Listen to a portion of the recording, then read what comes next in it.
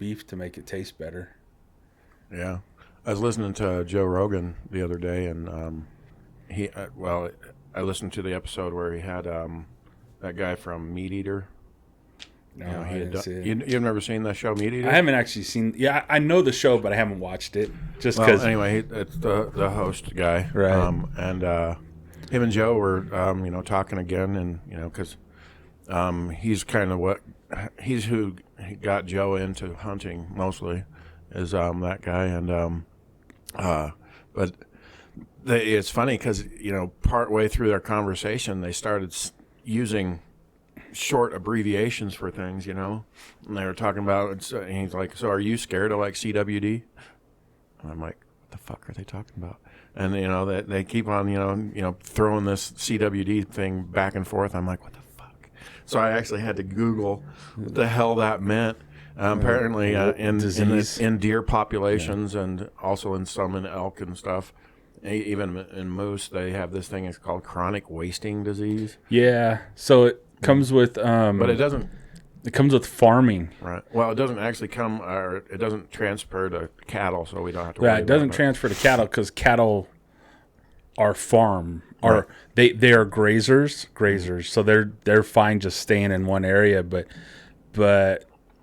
the other ruminants have to move, and they have to have an open range, and so these you can go on these hunts where they'll guarantee you a deer because they have them stocked on their properties.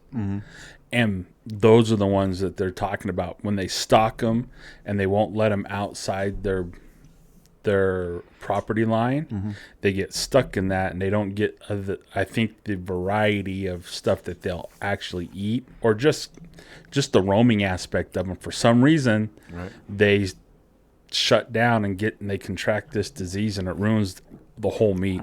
Right. So the funny thing is so they were arguing with each other over because they both have a good friend, Ted Nugent, who also hunts for food, and because they were arguing, would you ever eat a CWD deer or whatever? Yeah.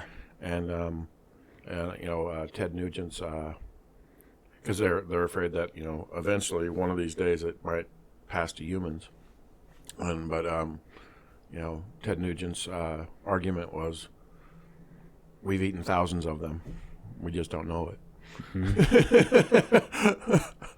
So obviously but they're worried, type of thing. They have no idea, and it's like, well, how can you tell? You just can't tell. Because I'm the science.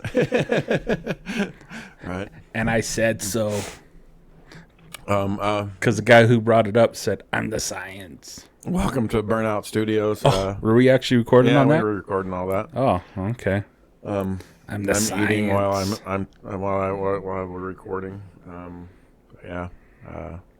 Kind of got a late start in the day, but yeah. I got an early start, man. I'm so tired. Laura did an early morning job. They do a breakfast at the Capitol once a year, and so she had to be in like at 4:30 in the morning. So I had to walk Leland to school this morning. Whoo! It's tits cold out there. It was 17 degrees, I think, when I walked him this morning. Yeah, how far is it? For me, a good amount. For normal people, It's like what? I don't know. We live on 800 West. The school is at 400 West.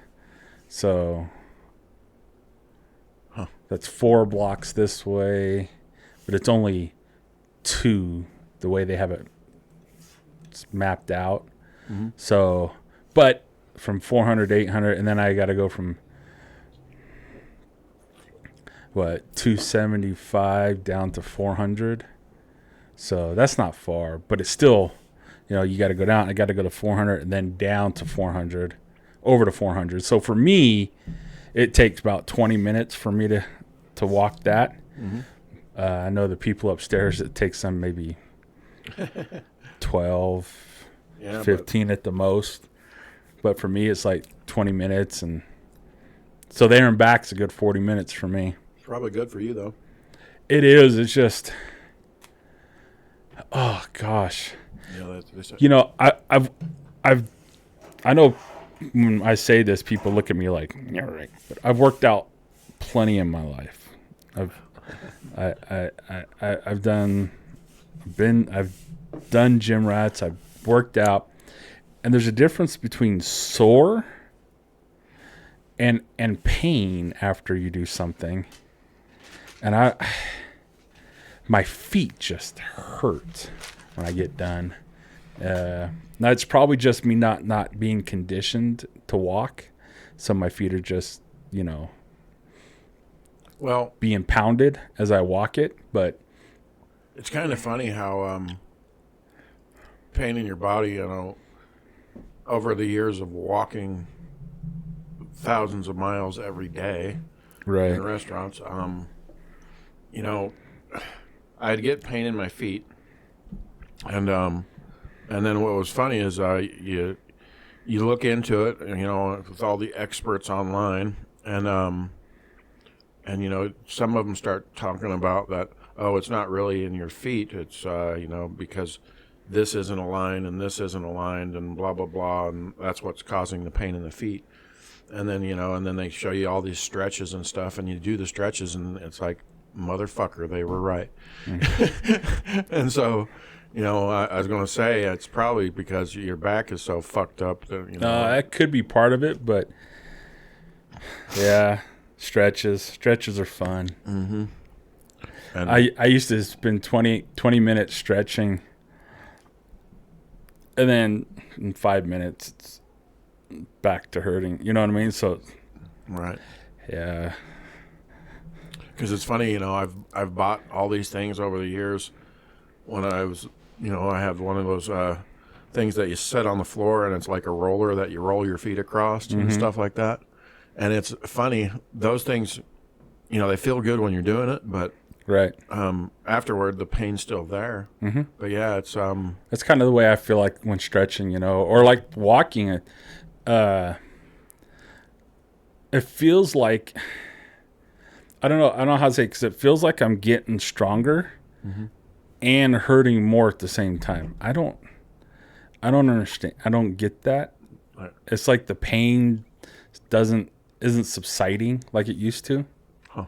I don't know. Maybe it's just in my head and I just don't want to do it.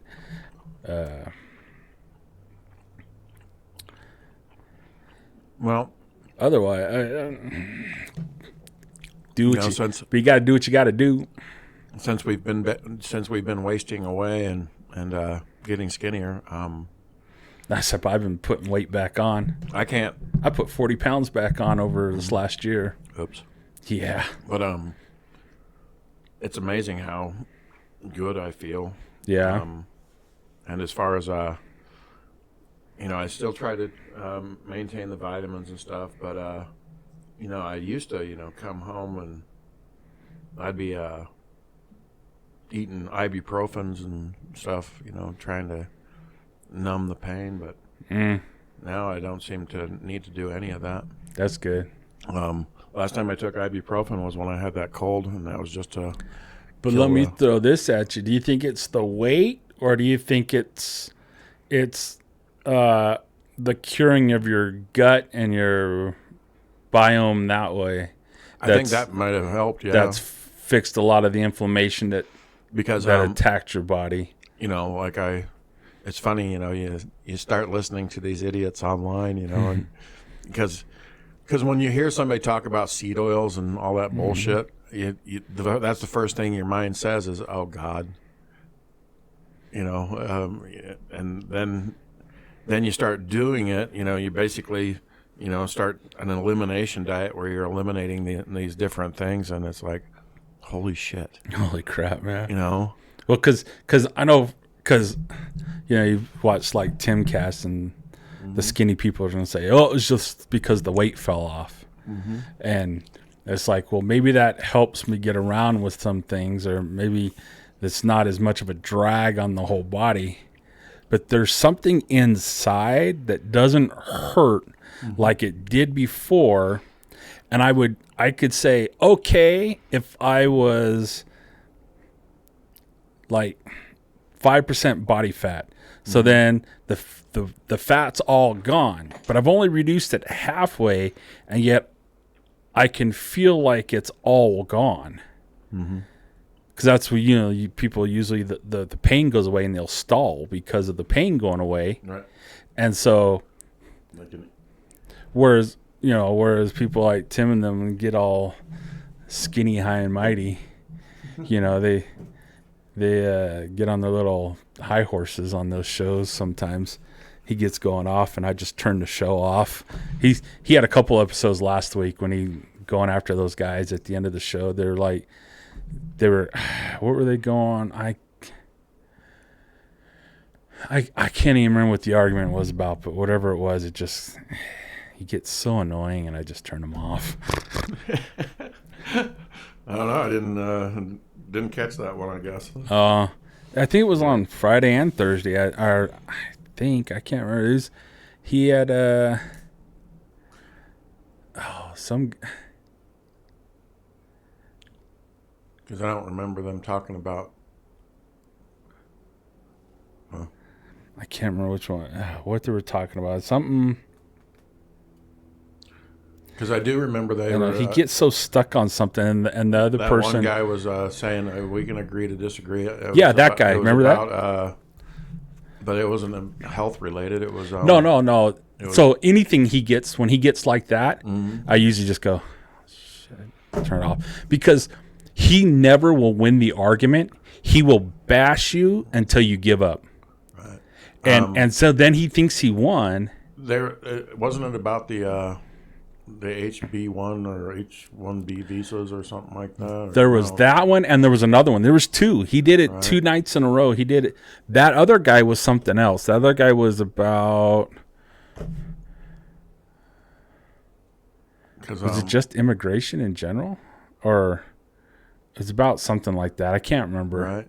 But and this is how you know Tim's losing the argument, because instead of actually winning the discussion at hand, he'll pivot to another instance. Well, what about this? Well, what about this? Well, what about this? That's how you know you got him. No, convince me on the other thing first. No, but what about this? I don't care about that. But you should. Why? Why? Because now that's going to convince me. That's not going to convince me. Because I remember during that, I can't even remember what the hell the subject was. Yeah, I was agreeing with Tim because it becomes so mind numbing to a point where you just tune it out. Mm-hmm. I mean, I think Tim's argument was on the whole right, except it's the same thing that a lot of people do. They pick and choose when they want their values to be upheld. It's like, well, I'm a classical liberal, except for this, and now I'm going to be this, this, and this, and this. But a couple minutes ago, you just kind of pretty much agreed with everything I would have said about that if you would have said that at the beginning. I can't remember what it was. It was. Yeah, but yeah, that had something to do with it. Yeah. Sometimes I wish they had a synopsis where you could just look it up and see what the fuck. It should be on the. Well, then he had that on Monday. He had that Senator or Congressman Rokana on, whatever. Yeah, I heard that. I couldn't listen to him. I had turned that off. He was annoying as all.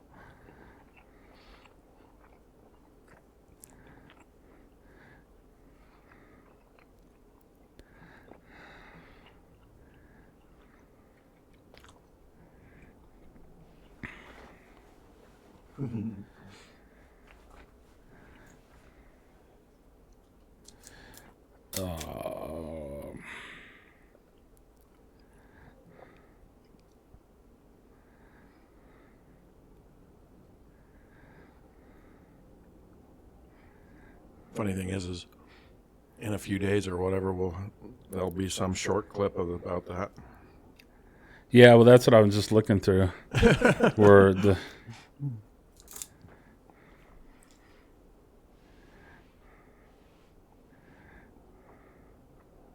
he did it again with that guy from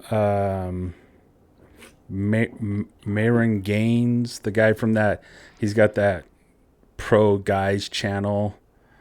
Talks about dating a lot. That African American, the black guy. Okay. Remember, he was on Friday, so he had the same thing. He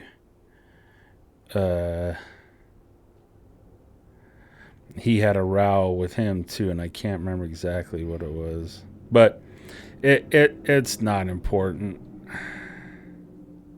Yeah, it's funny, there are people out there. I'm thinking of Peterson and. But there's something about legal aliens, yeah. I'm thinking about Peterson and Dennis Prager. When it comes to when they have a guest on that they argue with or that they don't agree with, I should say, they'll never really argue with them. No. They'll just say, okay, well, this was your point, this is my point, and then they just move on, Right. Well, he'll either argue his point, and then if the other person isn't going to agree with it, then there's no point in hashing, in bashing it. But when you press him back on something, and then he'll pivot to another, well, what about this or what about that, or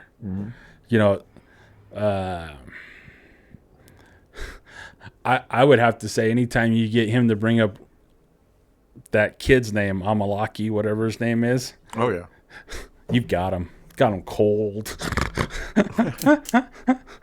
But I'm sure I would be looked at as losing that debate, but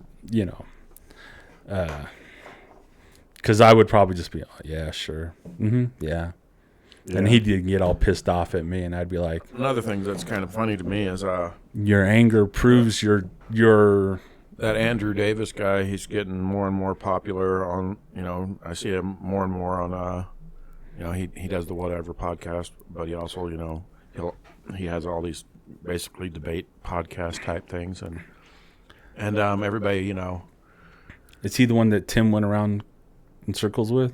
No. Oh, Andrew Davis is he has the name of a director, but no, his original thing was he was on the Whatever podcast. He would be the one that would have all these women, and he would, he would be the one that argue, like women don't make less money because blah blah blah blah blah blah blah, all that kind of stuff. And I saw this clip where he was debating a guy, and it didn't seem like, because it was a Rattlesnake TV, just to drop a name. He was reviewing this video of this debate and saying how, Andrew Davis, was smashing this guy. And I'm thinking to myself, no, he's not, because every other thing that he says back to the guy is a personal insult. Right.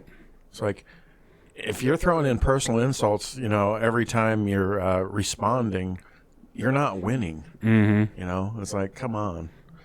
I don't like it when they do that. Right. Well, it's like when he says, I do this every day for a living, it's like, oh, you're right. What was I thinking? That I thought I read something, and right. I must have not actually read it. I must be just, wow, did I actually read something I didn't know I read? Wow. See, now I would be that asshole who would do that, and then he'd get all pissed off at me, and after that, I would bring something and go, oh no, I probably misread that too, and I would just keep poking. Yeah. If somebody else says something, he did the thing where you thought you read it but you actually didn't,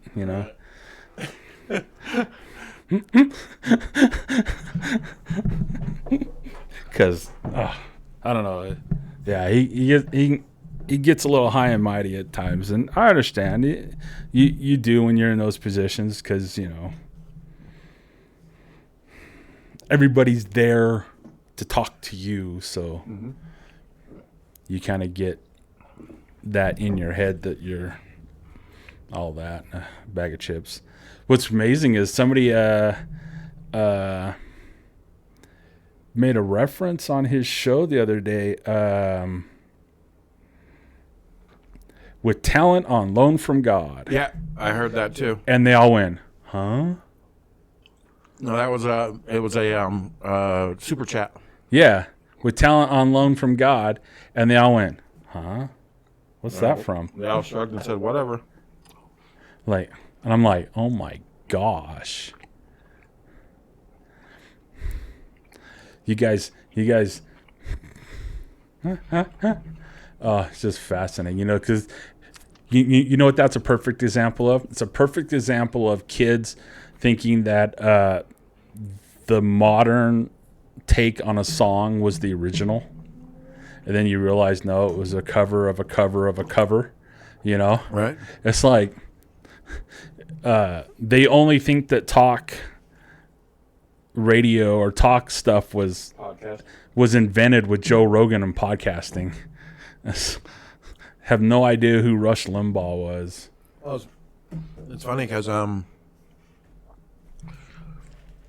Limbaugh, I think his biggest mistake was, don't get me wrong, he was the number one forever. He's the same mistake. His mistake was he never had conversations. Oh yeah, he was just the lone gunman there. Well, you didn't. That was talk radio. You just the whole idea of talk radio is you get on the air and you entertain for 3 hours. Right. You're supposed to be able to just yammer for 3 hours, and people enjoyed listening to you. That is a hard skill. Mm-hmm. And to say stuff like you are talking to people, yet you're not talking. It's not easy. Right. And to make it sound interesting, and so. Right. But I think it wasn't until Prager started doing radio that there was actual conversations happening on radio. Well, probably Stern, because Stern had a lot of guests come in. Because what's his name? Glenn Beck. He was trying to copy the Limbaugh process, and then well, wasn't he a Limbaugh protege? No, not really. No. But he was trying to copy it, but then found somewhere along the way that he needed to have the guest host, Stu and. Are you sure he wasn't would fill in for Rush when he would go on vacation? He was asked to a few times. Yeah, I think so. Was what's that guy that's on TV? I can't remember his name. But yeah, Hannity. Yeah. Yeah, but early on though, back in the radio days, I mean, like way back then. So, right. Yeah. So I think he was a protege. So. Yeah. Yeah. Way back then. Yeah, way back when. I used to get Rush's newsletter. There was a time that he was using the Limbaugh's studio when his studio was being built. Mm. Well, that doesn't surprise me. So he would always start the show. He was like, welcome to Glenn Beck. I'm here behind the golden EIB, microphone. Right. So he was brought in to the same studio to continue content after Rush. Yeah. So yeah, I'm just surprised that he didn't. He had so much connection to Utah, but he never thought about doing his studio here. Probably taxes. I don't know. But it would have been nice to have at least one of those fucking shows here. Right. I mean, if you're Mormon, you got to come to the, Well, he wasn't Mormon then, But when he built True. the Blaze, he was Right. and you would have thought maybe he would have built it here, but maybe he'd already had a home there in Texas. Because I know he has property here. Yeah, I know he has a ranch here. Mm-hmm. I keep waiting to get that call, that What call? that his friend Taylor Sheridan wants to produce Shattered Time. That would be and we're supposed to come out and meet him. That'd be a big project, even for somebody with Taylor Sheridan's money. Well, I know, but I mean, it'd be That's why I wonder whether or not it'd be animated or not. But just having a producer write on it like that would be huge. Having his name attached to something like that, but. That's one of the reasons why I think Tarantino, he started off writing screenplays, and then Natural Born Killers was a hit, and True Romance was a hit. And then when he was trying to do his own thing, I think he picked the perfect story, that Reservoir Dogs, to do, because it's all dialogue, and it all takes place in one location. Oh, yeah. Much. There was only a few scenes where he had to have, cops being shot at. The question would be interesting is what was born first, the story or the restrictions of what it was going to take to make the movie? I have X amount of money. I have only access to X amount of real estate, right, or, set. What can I do? Mm-hmm. Oh, what if I had this thing where they all, and it's born out of that? Right. Which wouldn't be surprising. Right. And then see the reverse of that is I got all the money to go get all the sets I want and do all. I'm going to do The Hateful Eight. I'm going to do Inglourious Bastards. You know what I mean? Just. Right. Yeah. Because you can see what happens once you get some money. You can probably Inglourious Bastards was probably his most expensive film, if not Kill Bill. Kill Bill had a lot of locations. Yeah. But Kill Bill didn't have a Brad Pitt, which probably took up what he paid all the actors on Kill Bill. Probably, but and same thing with Hollywood. Guys like Brad Pitt, they'll do things for. That's true. Less money. More on the back. Yeah. Yeah. But, and then there's other actors that, they get what they get. You don't throw a fit, I don't think you could talk down Tom Cruise into anything. Keanu Reeves will give up chunks of money to get the right actor. I mean, when they did Devil's Advocate, he gave up a lot of money just so they could get Pacino to play the devil. I'd be interested to see what. So Tom Cruise he created a production company, and then got is it through Netflix or is it just through like Paramount or one of those big Hollywood studios? But he's supposed to be making 6 films. Oh wow! I don't know if he's actually how many of them he's starring in, but I know he's producing them to make. So it'd be interesting to see what his message back to Hollywood is, like what kind of movies he believes need to be made. Just the way that... hopefully they're not woke. Well, yeah, you kind of, because he's not a woke person. Trump kind of pigeonholed Stallone and Mel Gibson and... was it Dennis Quaid? No, what's that? Is that who he made his ambassadors to Hollywood? He did that thing where he... Well, Clint Eastwood gave speeches also for Trump. Did he? Yeah. So, because... well, I know that Gibson... One of his famous speeches is he gets up there and he's like, I know. Why is some storytelling movie maker from Hollywood, standing up here, aren't they all woke? And you're like, well, I'm here to tell you that we're not all that way. So Right. yeah.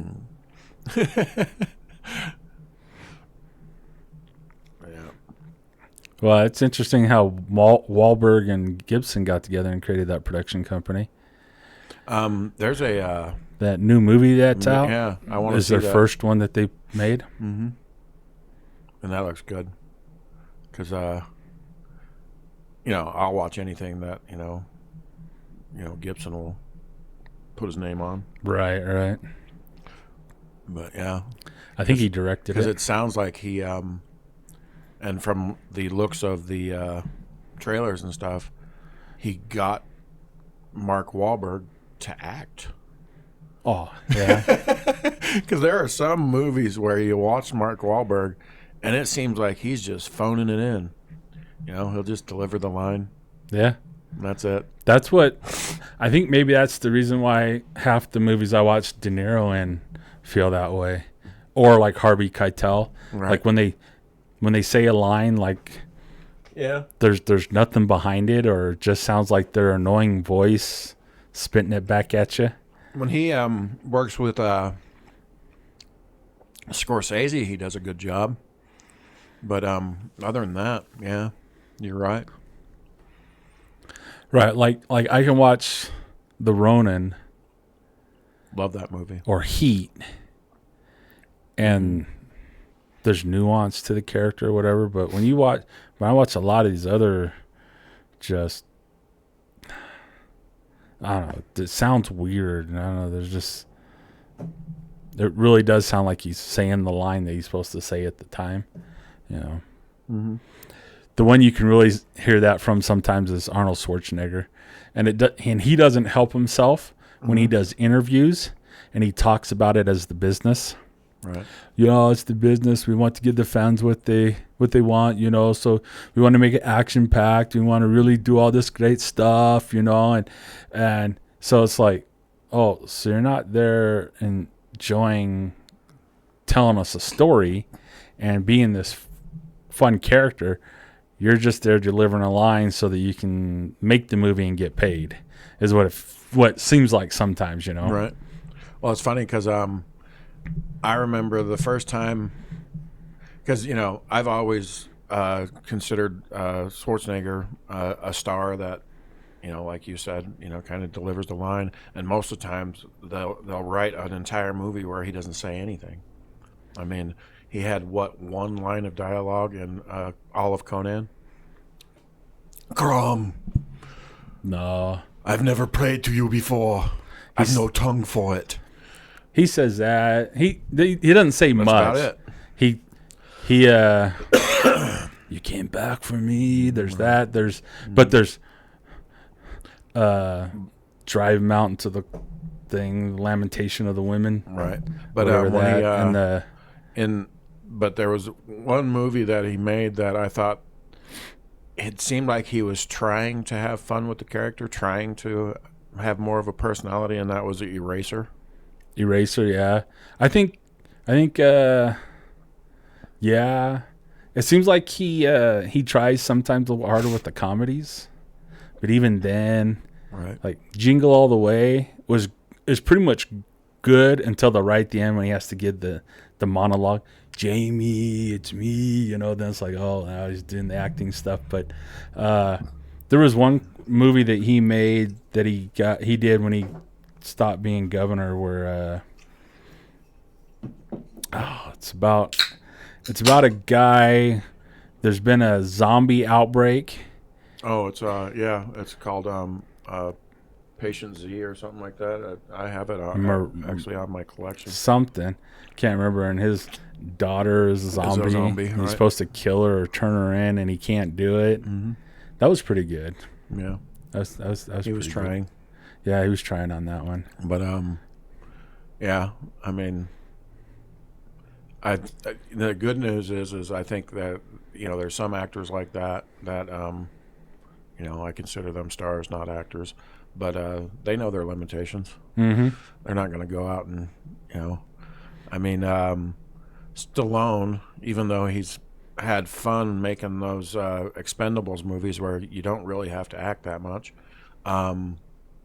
You know that he can do it because he's done things like Copland and, and Rocky and all of these other movies. And it's like, okay, that boy can act. You know, Rambo. I mean, I think anybody who doesn't see you'll never see that 15-minute monologue there at the end coming a mile. You never see that coming a mile away. Right. But that little bit sells the whole rest of the movie. Right. It's pretty much a summary of what the whole movie's about.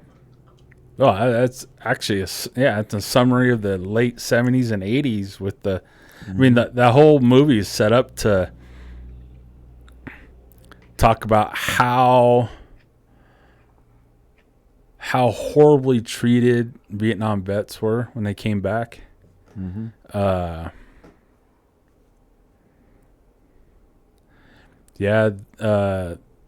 The U.S. Army, the military, the government learned from Vietnam and made sure that you couldn't say that. Like, if you thought what they did in Vietnam was bad, then what was happening in Iraq and Afghanistan should have been 10 times worse. Just because of police action, all this type of stuff. But they figured out how to PR spin that properly. So now, as long as you put on the uniform, you're a hero. It didn't matter what you did in the military, you're now a hero. Yeah. Those shows in the early 2000s, the extreme home makeovers and stuff like that, they'd go do soldier home all the time, and your dad was a hero, your mom's a hero, you know. Oh, okay, you know. Wait a second, my dad peeled potatoes. Have you ever seen that movie Sergeant York? That's a hero. Right. Just go and read some of the stories of people who run the Medal of Honor, and you'll be astounded at what they did. Those are heroes. The guy from Hacksaw Ridge. Yeah. Hero. Definitely. Still has the most. He still holds the record. There was this one guy in Vietnam who was I think he was in the Army. No, he had to be in the Marines because he came in the helicopter, which would have been... Oh, no, did the Army...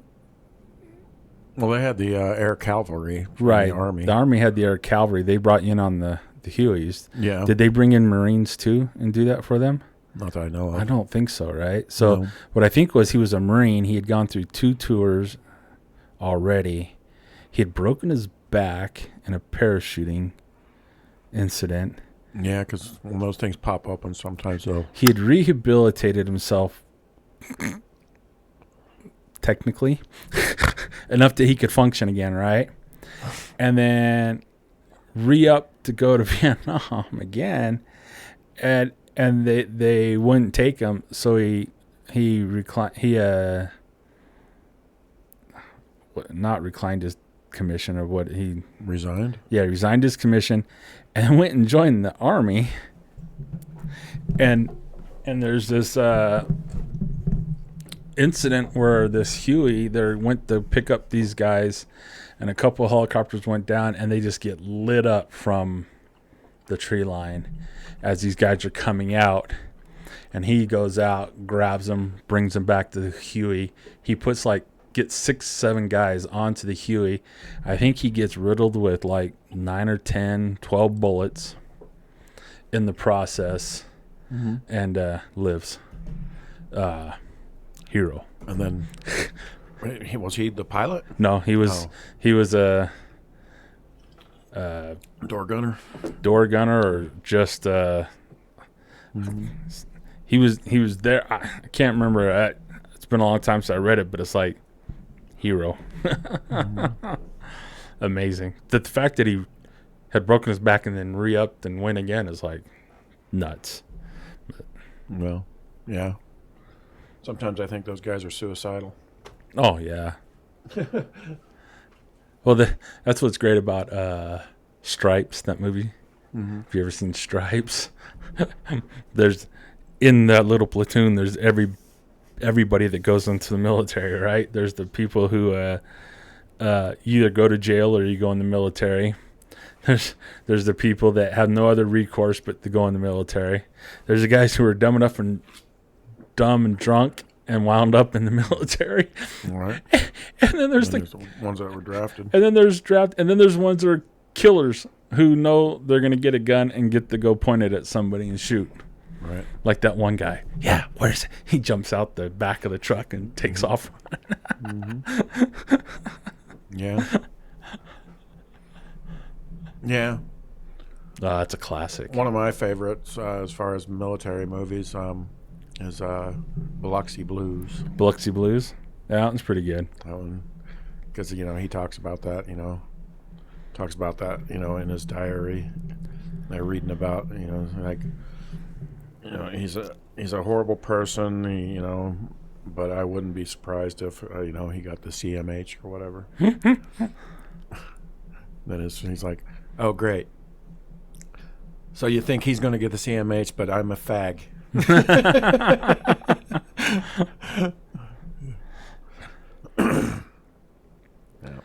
Yeah, I like a good war movie. Well, that one was really awesome because it had the hell's it? Christopher Walken in it. Oh yeah, I grew up on him, watching him a lot. Mm-hmm. Christopher Walken's the best. One of my favorites growing up was Where Eagles Dare with Clint Eastwood. It's a great one. I loved Von Ryan's Express, even though it was slow. But it's Frank Sinatra. Never seen it. They're a bunch of prisoners on a train, and they actually take over the train, and then they got to get the train out of occupied Germany to get everybody home safe. And so they they put on the uniforms, and they got one or two that can actually speak German, and they actually have to go in and do checks, at the train station and all this stuff, and everything that Sinatra does, he's Von Ryan. Everything that he does to get them out of the dumb thing, and then he gets gunned down at the end. But running for the back of the train, they're like, come on, because they had this battle on a bridge. They're trying to stop Mom. They finally get it, and it's a beautiful movie, classic.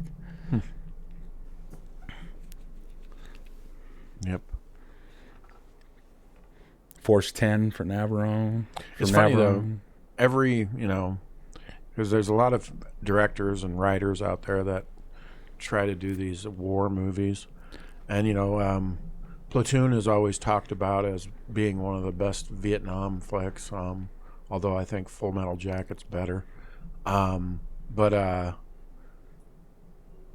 I think the best, because what I hate about war movies, and even in Forrest Gump, best Vietnam movie might be We Were Soldiers. Yes, that's what I was going to say.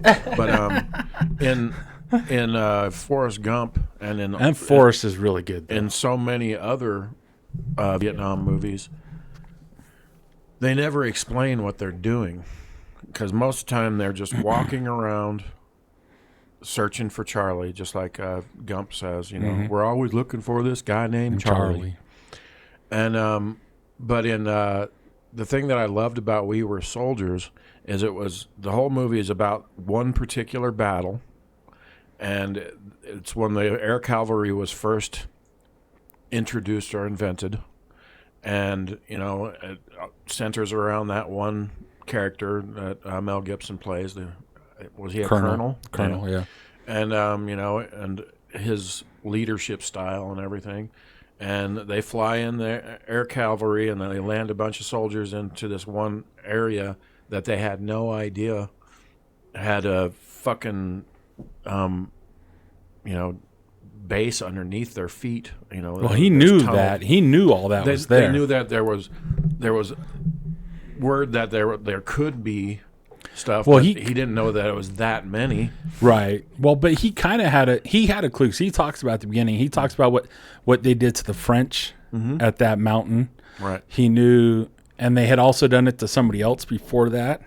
So that's a historic battleground in Vietnam. Right. And so he had done his history. He was a proper West Point cadet. Yep. That's what you go to West Point to do. You study military history. And that's the only thing that kept him alive, was him knowing what was coming and what was there.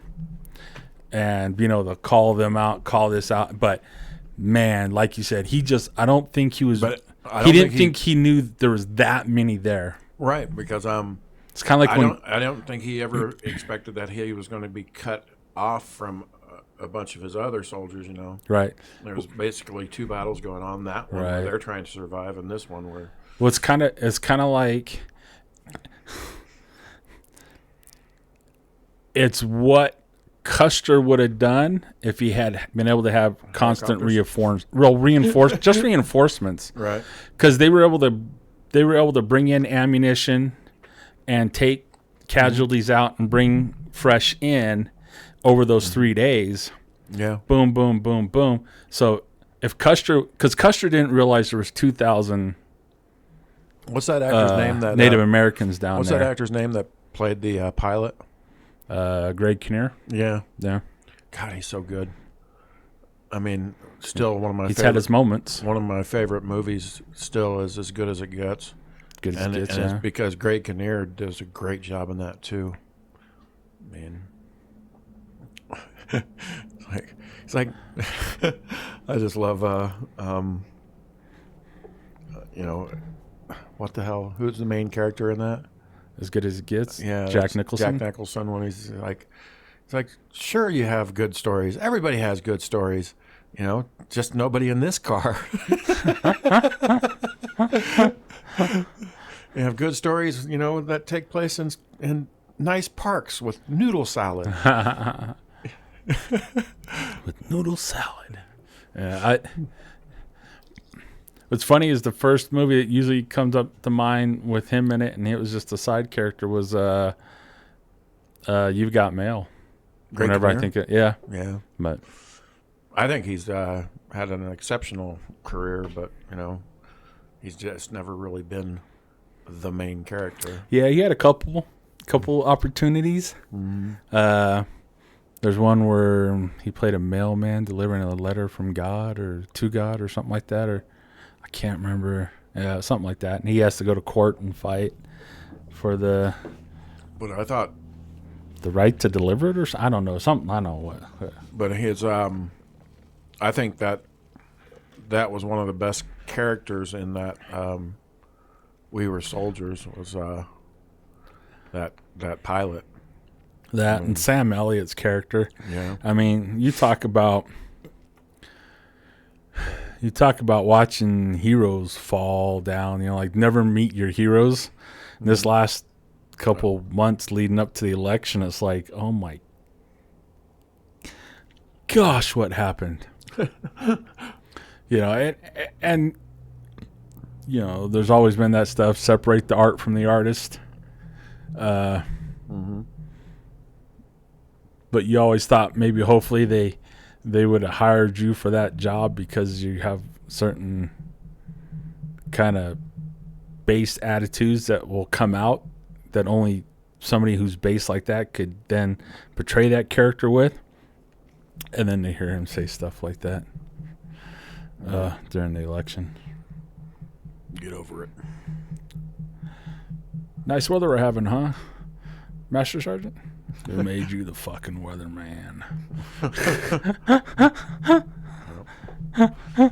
Nah, I wouldn't. I've never done it. I'm sure it's out there somewhere. I'm sure there's a history on what he got his 2 Medal of Honors for. Because that's a scene that got cut out of that movie. Is apparently that character, he gets berated by one of the lieutenants that he's supposed to show up in full dress, and that means you put all your medals and everything on it. And he shows up to muster, but he's not in full dress. And this guy knows has those, and he berates him for not showing up, and tells him he has to go back to his barracks and get full dressed or whatever. He goes back, and he comes back, and all he's got on now is just the 2 medals around his neck, and he's completely naked. And he walks right up to the lieutenant, and everybody from the top down has to salute a Medal of Honor. Yeah. They're saluting the medal, not really but they're saluting the medal, and he looks at him, looks at you know. Yep. Yeah, it's a I think that's a cut scene that you could watch on the in the show notes thing. But that would have been great to have kept that one in. It also would have talked to what a lot of those lieutenants were like. Band of Brothers got into that really good. How you were hit and miss with some of those. Yep. Later on in Vietnam, they were really bad. I think the life expectancy of a lieutenant in Vietnam was a week and a half or something like that, or a month and a half. It was some ridiculous number. Yeah.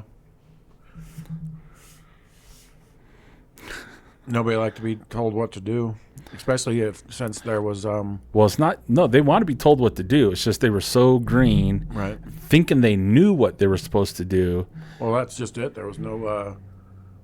I mean, in Vietnam, there was no real orders from the top. A lot of times, they didn't know what the hell they were doing. You know. I don't know about that. They always talked about winning this war, and it's like, I think halfway through it, most of the soldiers knew that there was no idea of how to win the war. Well, yeah, you can never win a war when all you're doing is a police action. And I think, that's you're saying one of the better Vietnam movies. I think one of the better ones that people hate, and it's probably is Green Berets. That John Wayne did. Well, you can tell you can give your spiel of why you like it, and I'll tell you why I don't.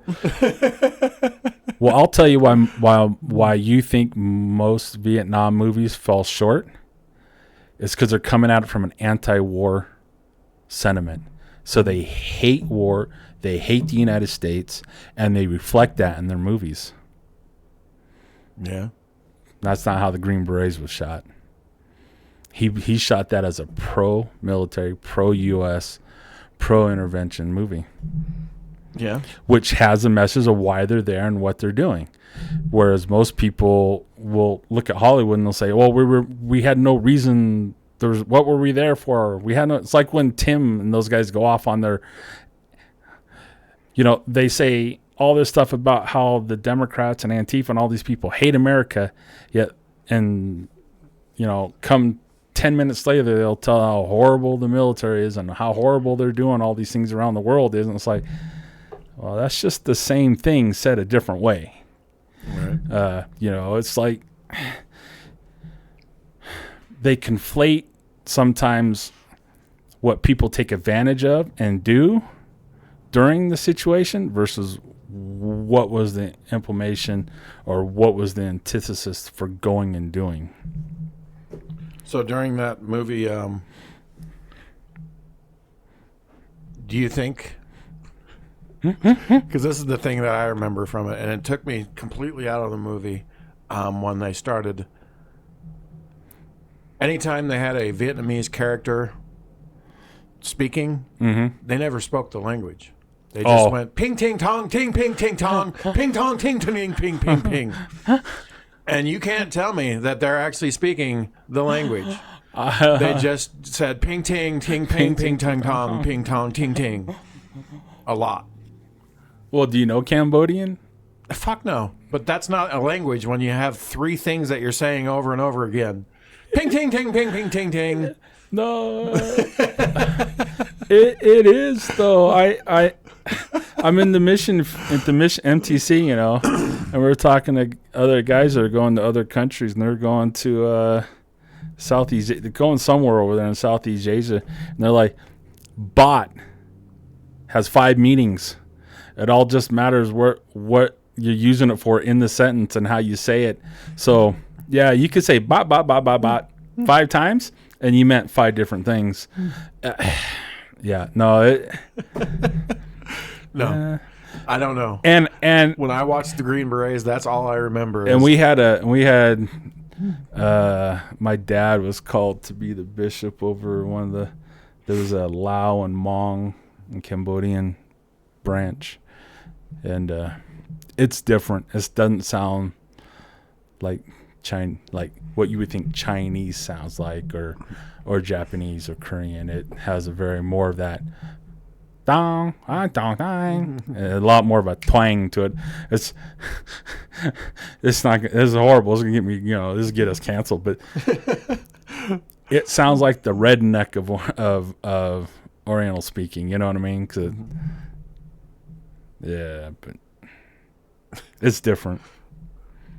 Yes, but I don't know if when they filmed Green Berets, if they actually went out and found somebody that spoke the language, or if they just said, "Oh, it doesn't matter." No, I think they did. 'Cause that's the one thing that you can super appreciate about old Clint Eastwood when he did The Sands of Iwo Jima. Uh-huh. You know, he did it from both frickin' sides. And you watch a whole movie where they're speaking Japanese, and you have to read everything, and it was a beautiful movie or movies, you know, because Japan really could have won. They were dug in so well that I don't know if we could have ever taken that island. What, the mainland, Japan? Mm-hmm. Yeah, I think we could have. I think you could have, because they would have dug in one way, and then you just would have circumnavigated and come in the back way on them, whichever way that they had dug in, because they didn't have enough resources by the time, I think, at the end. Yeah. And I think they were right that it would be a hard fight. It just seems like there was not enough to spread out. What I think most people, when they say it would cost 1 million lives or whatever, I think the thing that they don't want to talk about is the Japanese culture of when the emperor would have said, everybody go fight, then the Americans would have come over an embankment and saw anywhere between grandma to a 6-year-old holding a gun, shooting back at them, and they would have had to literally kill everybody. So,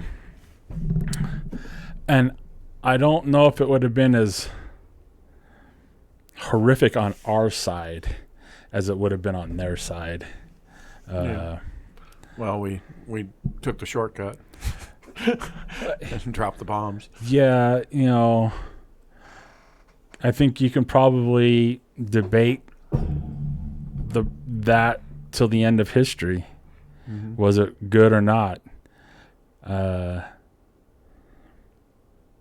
Right. Could we have beaten them into submission? I don't know if those people. I mean, they already gave up. How many of their young males to father the new world did they give it just in kamikaze pilots? Right. And then to think of what they would have done, decimating their country by giving up the women too, and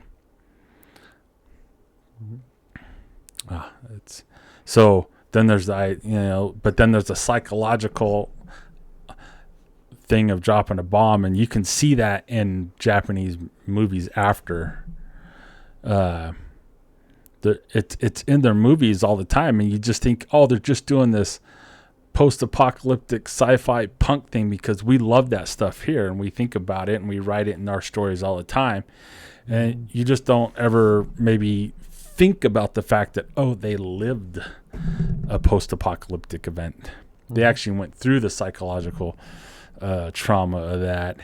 So when you watch a movie like Akira, the animation, and it's like, oh, this thing's so beautiful, but you don't think about the political intrigue that's on top of all that. The whole idea of Akira having exploded once before, creating the bomb for the most part and taking out Tokyo, and now they've rebuilt Tokyo finally, and Akira's waking up again, and they're having another event, and heaven forbid that happens again, and what's fascinating is this time the author asks not for America to come in and step, it's not the people in Japan. He has Kaneda, he has his friend step in to stop him from, it's almost like, where was that person to stop the emperor from getting to the point where they dropped the nuke on us? It's like at some point you should have been able to look at far out and been like, okay, we're done. But that's a beautiful movie. I mean, it's sad that it's too short.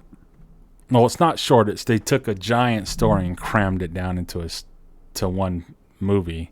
It's like a 26-book graphic novel, like thick. Like when you see the omnibus of it, it's like this, and they just put that into a 2-hour movie.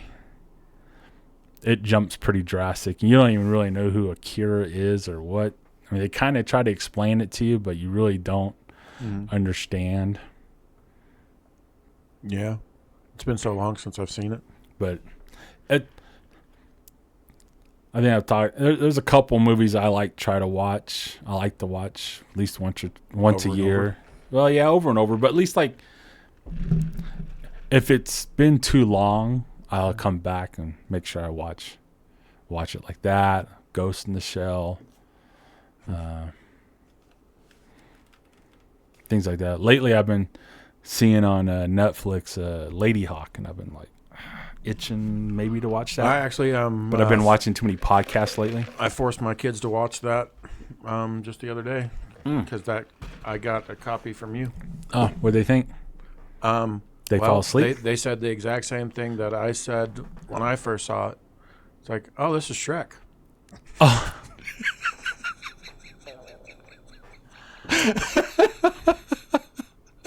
And I'm like, yeah, you're right. Well, kinda. Except Shrek doesn't change. Right. I would understand if Shrek was changing at the same time and they weren't being able to hold hands or anything, I thought that was funny when they said it. But did they like it? It's funny because I mean, another problem I had, maybe it's because we're just too smart, or that we've seen movies too much or read stories too much, is almost immediately my kids said, "She's the hawk, isn't she?" Oh yeah. Oh yeah, she's so pretty, and her hair. I mean, the hair's flipped out like the hawk and the feathers. I mean, yeah. It's like, of course, you don't. There's no big reveal. You can't tell he's wearing a big shaggy black rug. Right. He's the wolf.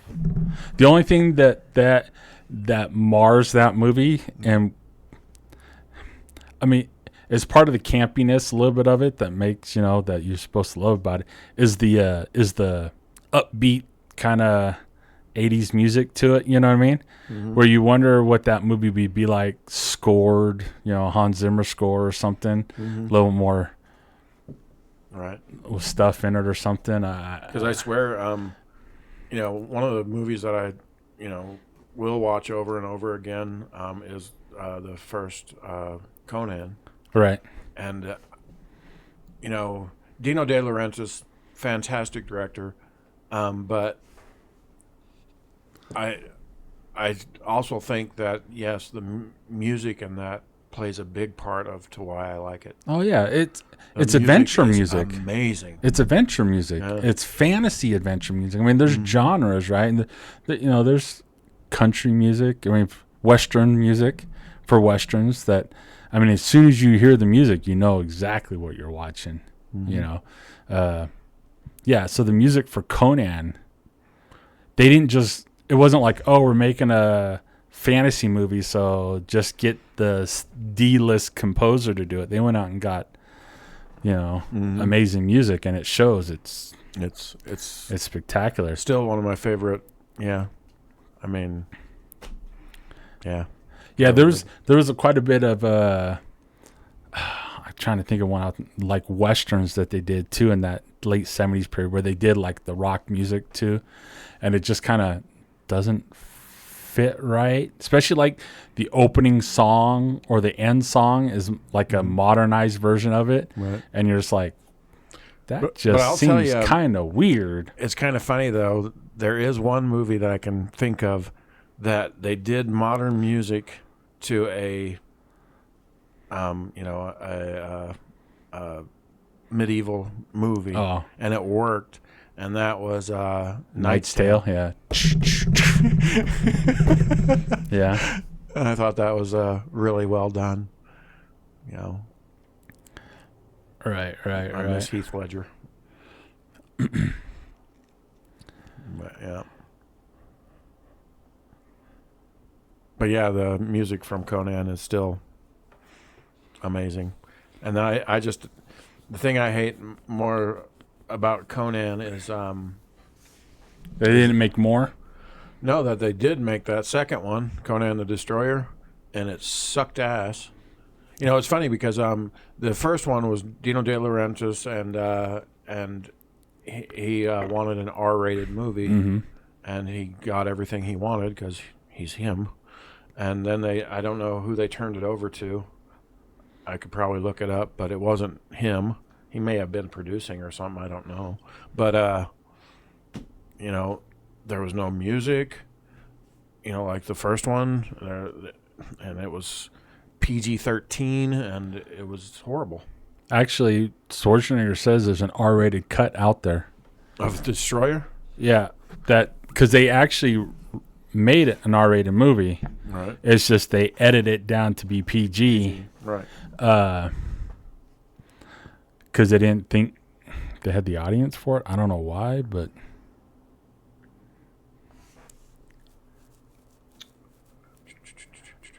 yeah, that just came out a little while ago, like within the last few months. I saw that supposedly the studios have one, but have never released it. Maybe if they'd ever do that Conan the Last King, although I think Schwarzenegger's starting to get at the end of his prime, at the end of his... It seems like every 2 years they bring that up. Right. That they want to do it, and then it I think happens. he's getting to the point where he just can't pull that off physically anymore. He's doing some Santa Claus movie.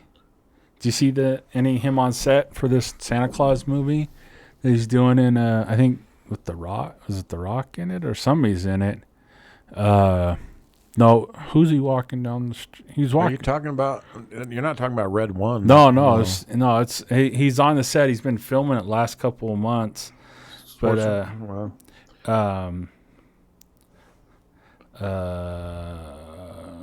maybe it's a sequel to Red One.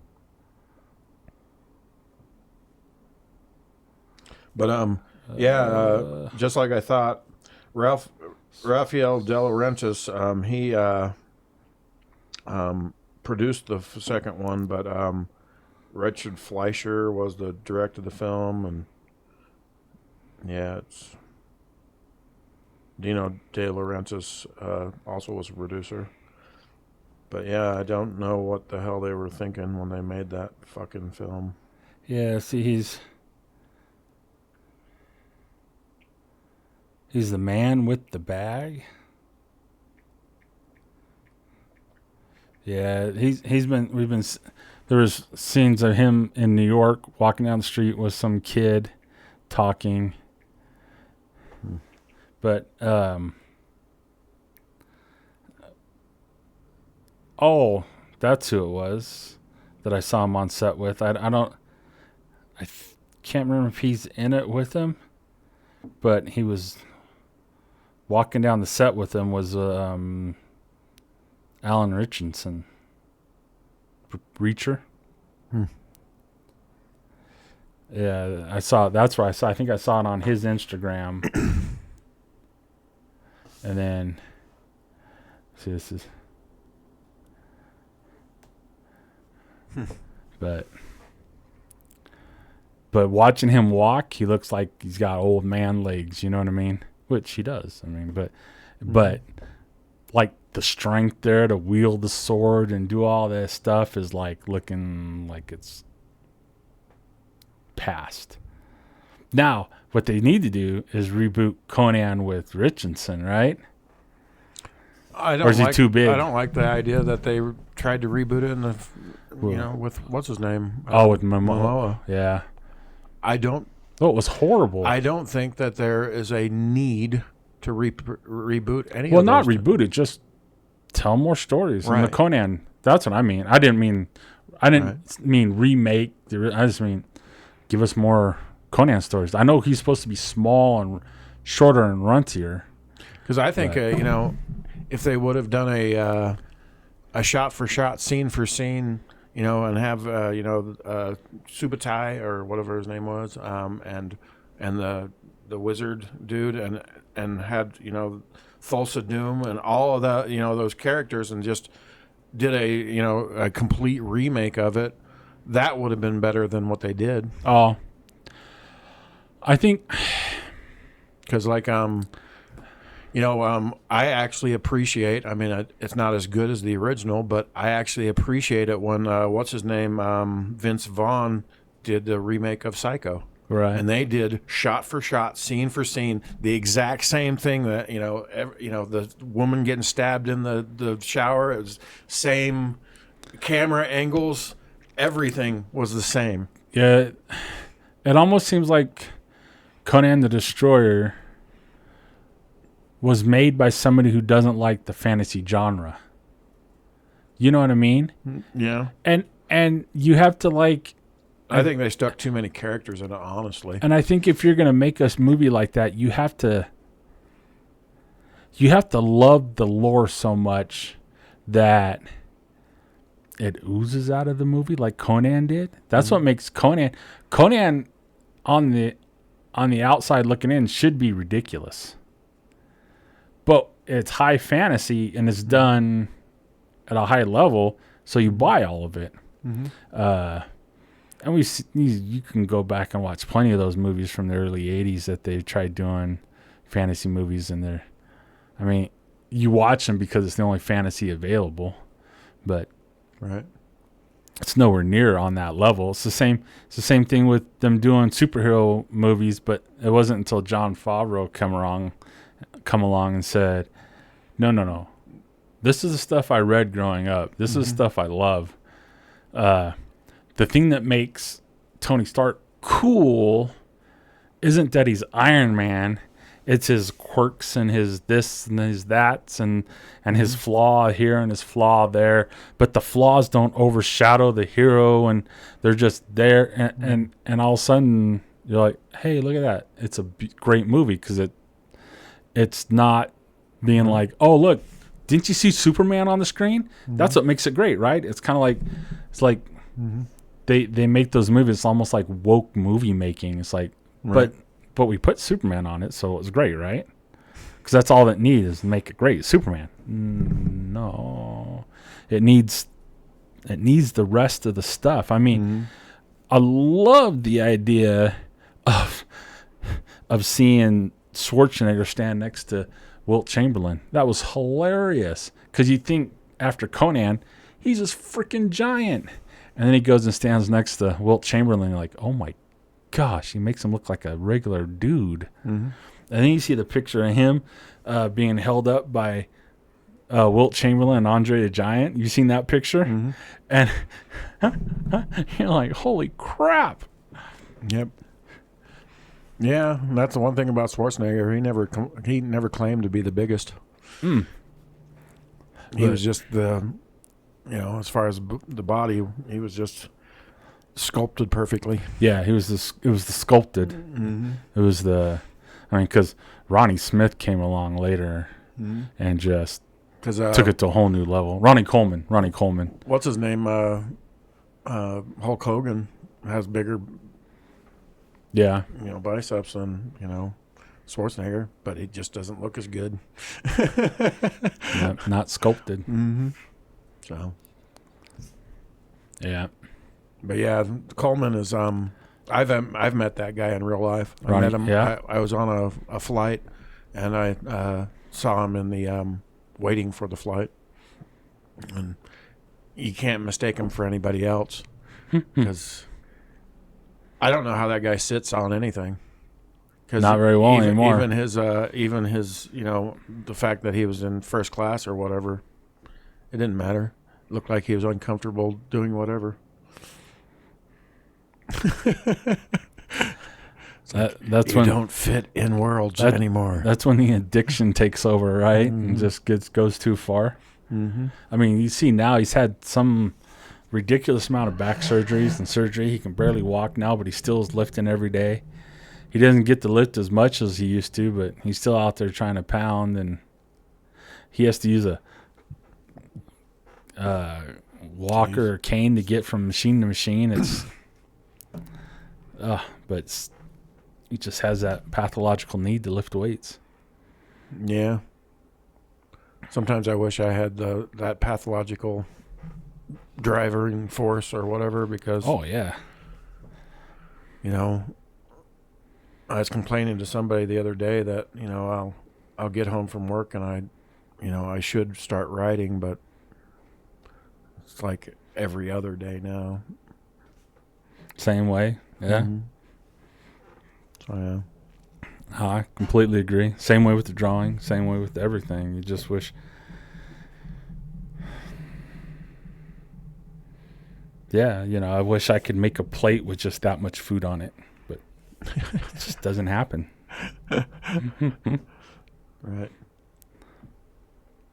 I watched, Laura was trying to find something to watch lately, and I was like, I really am not looking forward. I didn't really want to get Disney again, but I did see the new trailer for the new Daredevil. Yeah, you mentioned that. They're bringing it back up again, and that looked pretty interesting. And I kind of was like, well, we might have to get it for that when that comes out, which I think comes out March. Is it the same? Yeah, it's the same cast and everything. It's yeah. Guess he was tired of not having money. No, I think.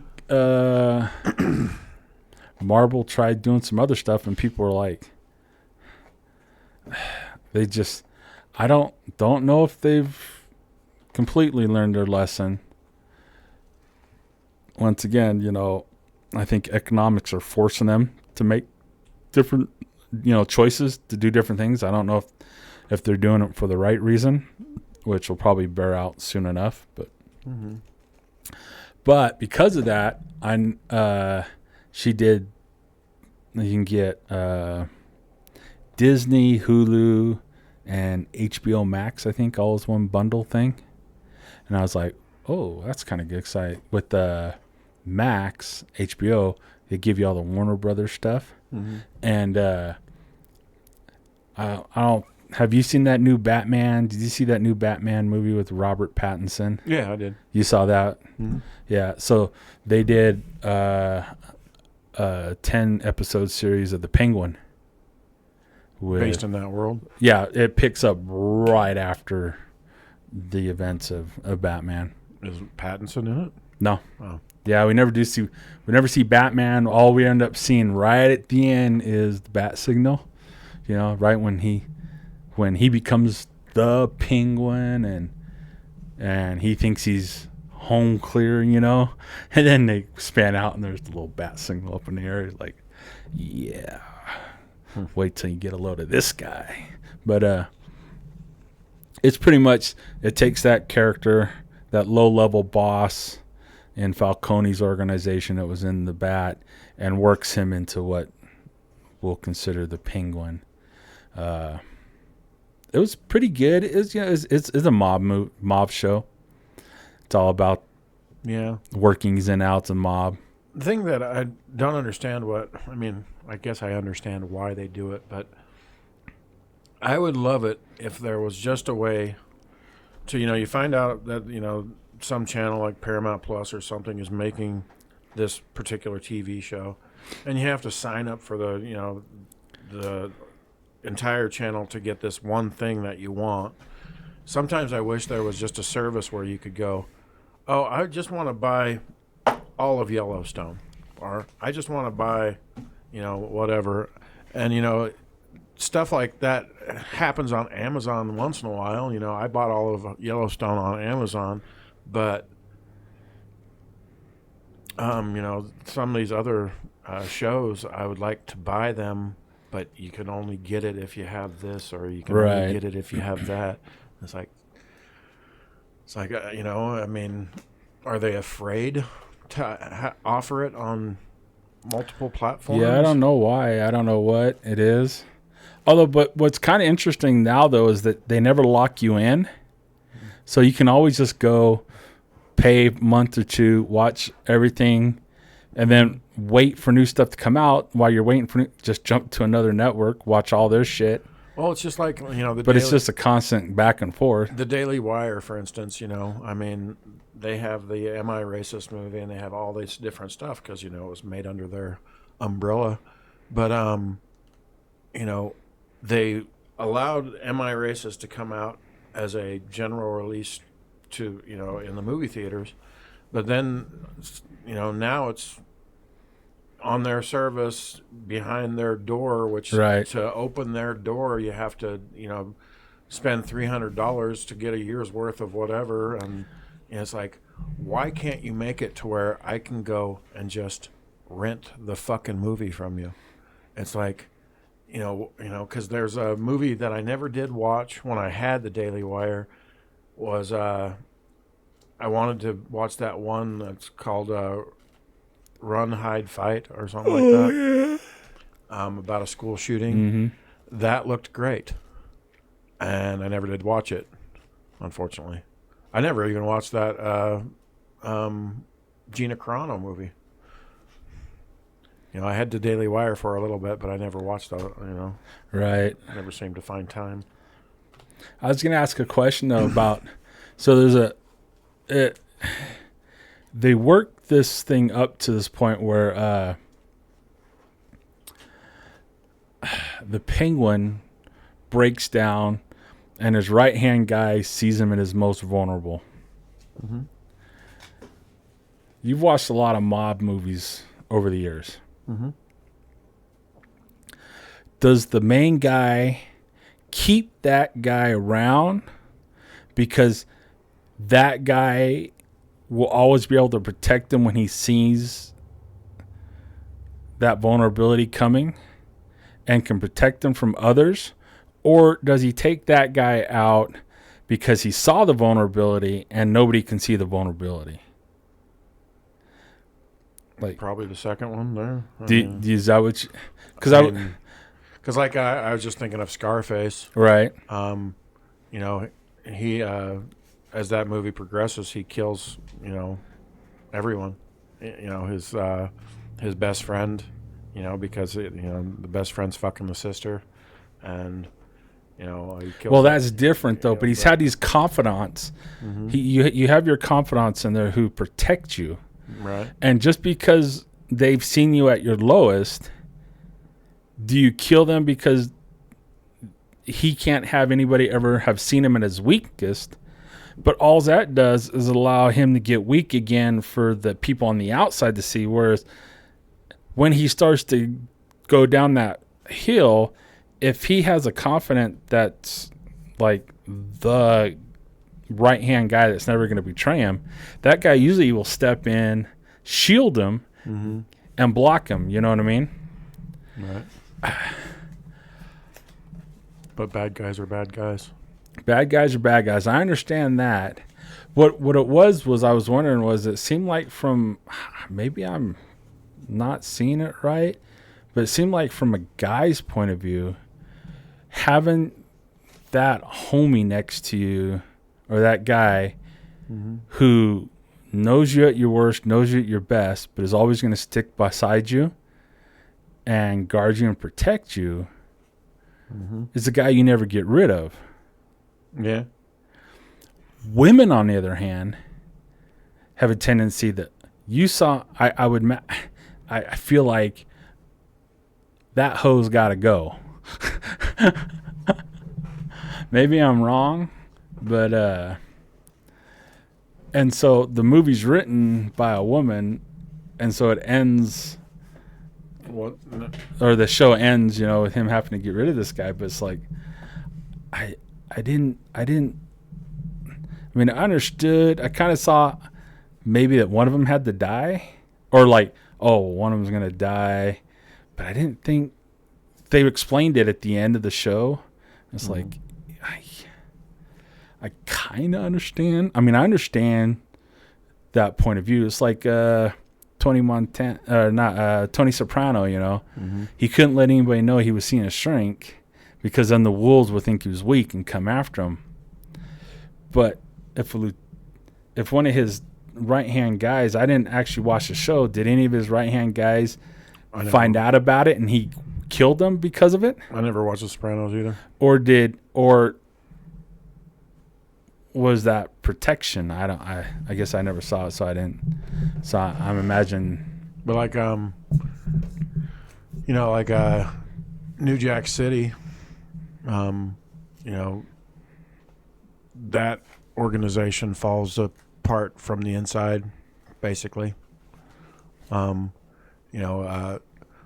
Cash Money Brothers, start out, and then there's three of them, and there's a Wesley Snipes speech where he's talking to his second, and he's saying, the success of this is mainly due to you, and he's telling him all the, great things about him and stuff.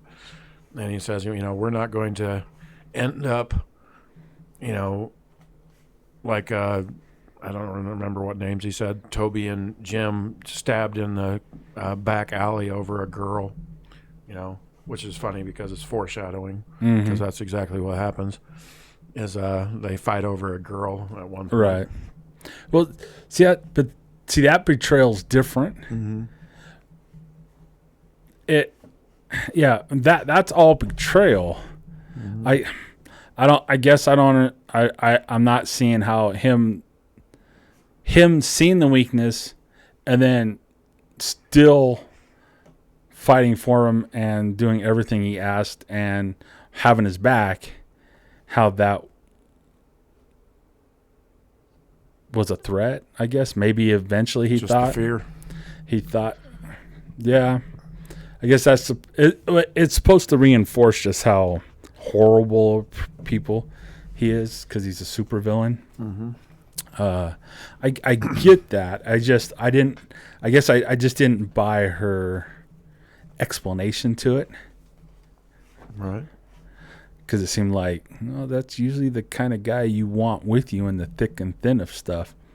That guy who's not going to leave you, even when he's seen you at your lowest. But. Yep. But what's funny is, how actors have the way they talk, their speech patterns. So every now and then, even underneath all of that mask, all that makeup, with the New York accent, all that going on, he would still say things the way Colin Farrell says them, like I've watched enough of his movies to know how he says things. Bam, bam, bam. It's like, yeah, that's him. I can hear it. Colin Farrell. Well, yeah. So that he was the. He's the Penguin. He's the Penguin. So in the Batman movie, that was Colin Farrell. Underneath all that, him in the car, the chase scene at the end. Yeah. But in the TV show, he was. Yeah. Wow. Yeah, he did both. He was really good. It was amazing. He does that. penguin wobble and everything. It's great. The way he walks, he has a bum leg, which makes him. That's why everybody calls him the penguin, and it's a derogatory term that everybody calls him, and he hates it. Does he quack when he laughs? No, he's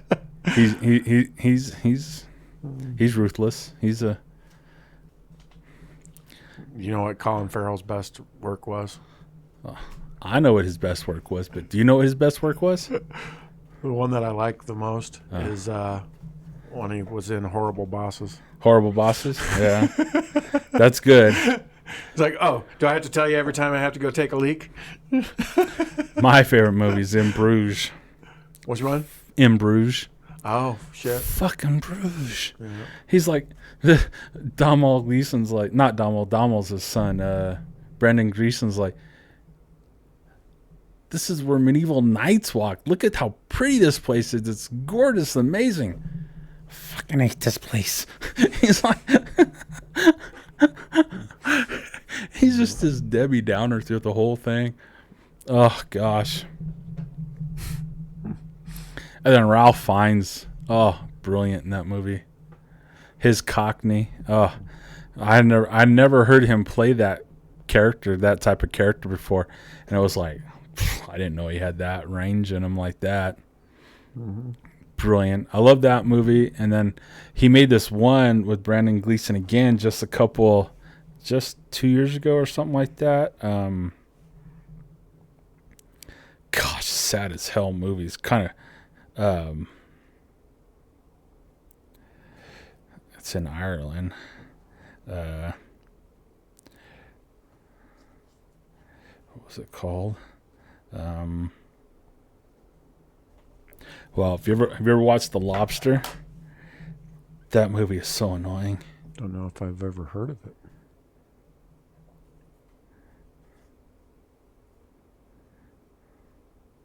Oh, The Banshees of Inisherin.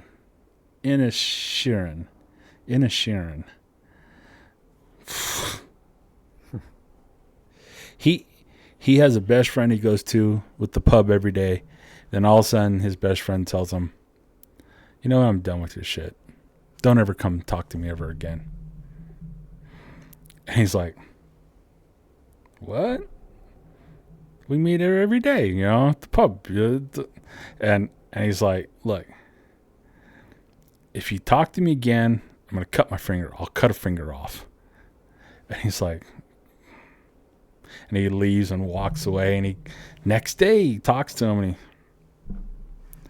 he cuts his freaking finger off. And he's like, what'd you do that for? I told you. And then he tells him, if you keep talking, man, cut my hand off. And it just escalates. It just goes because he can't figure out, because it comes out of nowhere. And the only thing that Brendan Gleeson has, like, that's a good hook that he loves in life is he loves to play his violin. He's beautiful. Mm-hmm. But now he can't. Mm-hmm. And so he takes the one, he's writing violin music. He's trying to make the next great violin song, whatever, all this type of stuff.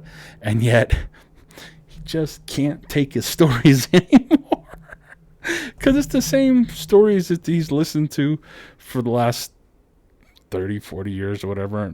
But, it is a crazy movie. It's really good. It's a good hook to keep the audience watching. Yeah, it's a good one. I really enjoyed that one. There was one he made a long time ago. So how did that end? He burned him alive in his house. Colin Farrell burns him alive in his house. Why? Because he's cutting himself apart. It's kind of like a folly of accidents that happen as he gets angrier and angrier with him, shutting him out for not knowing why, until he ends up kind of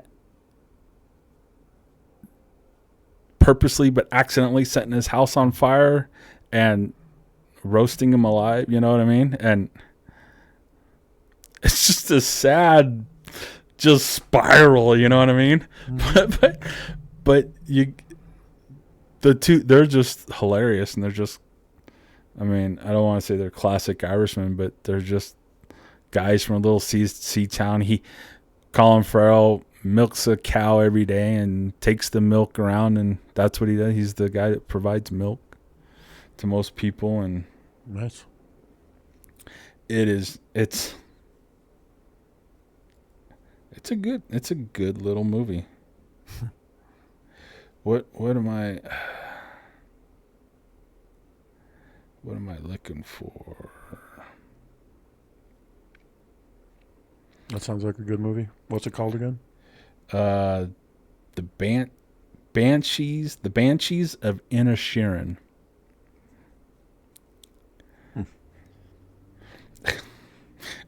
It just comes out of left field too, you know. He's like, pub tomorrow at 4, you know. So pub, because he milks his cow, delivers his milk, and then they go to the pub, drink beer, and tell stories all day. That's his life, and yeah, when you kind of run out of stories. There's a movie I've been wanting to. After watching that, it made me want to go back and watch Seven Psychopaths again. That one was really good. It's been so long since I've seen it, I can't remember too much of it, but he's in it. Christopher Walken's in it. Sam Rockwell's in it. It's got a great cast. Back when Christopher Walken was doing all those like mob movies, you know, if you ever seen Things to Do in Denver When You're Dead, a long time ago. Brilliant movie. Was it something Kings, where he's the mob boss that gets kidnapped? Suicide Kings. Kind of in that vein, type of movie, but this one's about. I think it happens in Palm Springs or outside Las Vegas, somewhere out there in the desert like that. It's really good. I'm trying to find this one he did with. I think he did it with Keira Knightley, where she's an actress and he plays a driver / bodyguard for her for a couple of days, and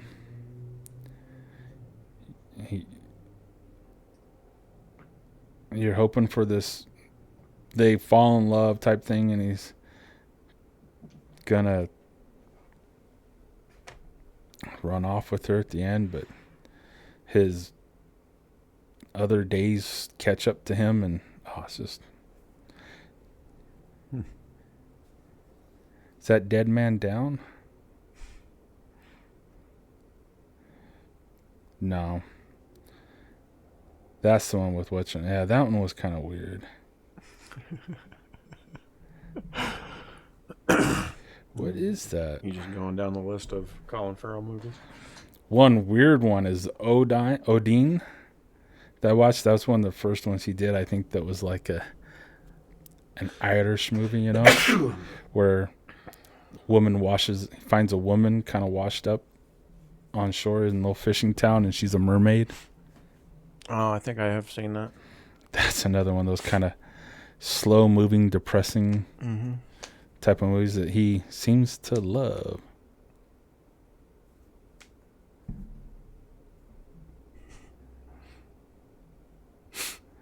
Oh, London Boulevard. That's what it is. Keira Knightley. That's a good one. I like that one too.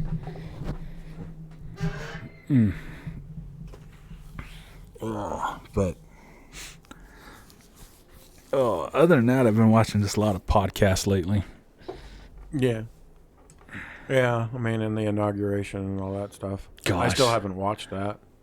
All you need to do is just watch the initial speech he gave after being sworn in. He's up there saying how horrible what horrible state the country's in because of the people who did it, and they're all sitting right behind him as he's saying it. Right. And then how he's going to fix it. Balls, just giant freaking balls. I mean, it's like he decided to make the target go like this. Boom, boom, boom, boom, boom. Right. As he's saying it all. Yeah. I don't, it's funny, everybody elected the guy to get into office to do exactly what he's doing. Now everybody's freaking out that he's doing it. It constantly reminds me of the speech in Dark Knight when Heath Ledger's telling him, he's like, everybody's fine if it follows a plan. Right. You can, if you tell somebody that a school bus full of will die, nobody cares because it all happened according to plan. And it's like, I don't know why everybody's freaking out, because he said he was going to do it. So I don't get it. And how long is this reprieve on TikTok? I don't know. I mean, I don't know. Did he sign a reprieve? I don't know why there was some kind of a delay. Yeah, a delay in for like 80 days or something. I think he signed the delay to it. From what I was listening to Tim and them saying that because he was able to do so much campaigning on it, and because I heard that he has a friend who has his ear that is heavily invested into TikTok. Well, yeah, that's true. Well, part of it, it's part of it, and part of it's because he was able to do a lot of his campaigning on there when nobody else would let him campaign. So he's a little reluctant. He just needs somebody to come in. He just needs to look at it like DEI. You know what I mean? It's like, yeah, you can operate all you want here in the country. You just can't promote this, or this in your logarithms. And then see how far TikTok goes after that. But I mean, but the thing is he can tell them 1,000 things to do, and just that we have no reprieve when they tell us to fuck off, and they do whatever they want. Well, but you can lock it out. You can lock out. So like, I bought that Huawei watch a while back. There's a smartwatch by a Chinese company, and you couldn't access their store in the U.S. You could sideload stuff on, but that was only because somebody had to hack it and to set it up a process for you to sideload apps on it, which was harder than it was to actually just deal with what came with the phone or with the watch. But they can lock it down. They can. Well, yeah, I mean, I know they can ban TikTok, but that seems like the only thing they can do. They can suggest to TikTok that they do this, or this, and TikTok's not going to do it. Well, no, yeah, well, it's just like what you were watching, Dirty Jobs. Laura gave me this article that Mike Rowe wrote for LA Times about the wildfires. Some lady had responded to an article that he had just written about it, criticizing management and mismanagement of resources and stuff. And so he was responding to her letter as he's going down through it. And pretty much it's kind of in a roundabout way he was saying that Trump shouldn't give out any economic. Book one, the novel, you can read or listen to me read it on Spotify. I'm gonna re-record that onto Rumble. And then book 2 is coming soon. Happy Inauguration Day! Right. Book 3 and book 4 are following that. Book 3 and book 4 all that ends right as right where the graphic novels will pick up. Cool. Even though the graphic novels will have some flashbacks because it's a standalone, or you have to have a standalone story type thing. And I will get the video up this week on YouTube of me drawing to the podcast. Yep. All right. Well, have a good night. All right. Bye. Later.